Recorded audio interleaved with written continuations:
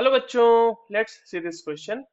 The numerical value of equilibrium constant depends on options are temperature, pressure, concentration of the reactants and all of these. तो चलिए बच्चों इस question को solve करते हैं. और सबसे पहले ये देखते हैं कि इस क्वेश्चन को सॉल्व करने के लिए हमें कौन से की कॉन्सेप्ट की जानकारी होनी चाहिए.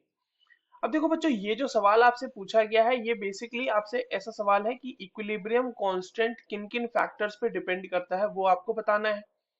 तो इक्विलिब्रियम कांस्टेंट जो है हमें लिखना आना चाहिए और इक्विलिब्रियम कांस्टेंट के बारे में पता होना चाहिए.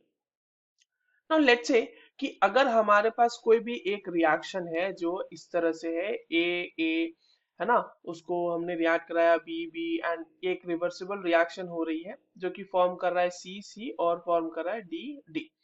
इसके लिए अगर हमें इक्विलिब्रियम कांस्टेंट लिखने की जरूरत है तो हम केसी विल बी लिखेंगे the concentration of products raise to the power of stoichiometric coefficient जो वहां पे दिया हुआ है. तो concentration of C raise to the power C, concentration of D raise to the power D, concentration of A raise to the power A and concentration of B raise to the power B. ये हम केसी की value लिखेंगे. अब एक चीज समझना बच्चों यहाँ पर कि जो इक्विलिब्रियम कांस्टेंट है ना, इसकी जो न्यूमेरिकल वैल्यू होती है that depends only on temperature. ठीक है.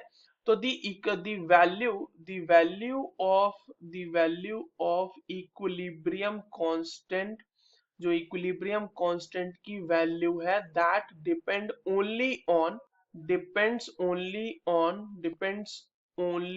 On temperature. टेम्परेचर के अलावा ये किसी चीज पर डिपेंड नहीं करती है, चाहे वो इनिशियल कंसंट्रेशन ऑफ रिएक्टेंट हो, कंसंट्रेशन ऑफ रिएक्टेंट्स हो या फिर प्रेशर हो. देखो, जब हम कंसंट्रेशन ऑफ रिएक्टेंट को या फिर प्रेशर को चेंज करेंगे तो उससे इक्विलिब्रियम का पोजीशन बदल सकता है, बट इक्विलिब्रियम कांस्टेंट की वैल्यू में कोई चेंज आने वाला उससे नहीं है. तो प्रेशर और concentration can alter the equilibrium position but they cannot alter the value of equilibrium constant if we change it for a reaction.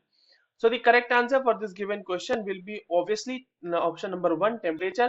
I hope you understood this well. All the very best.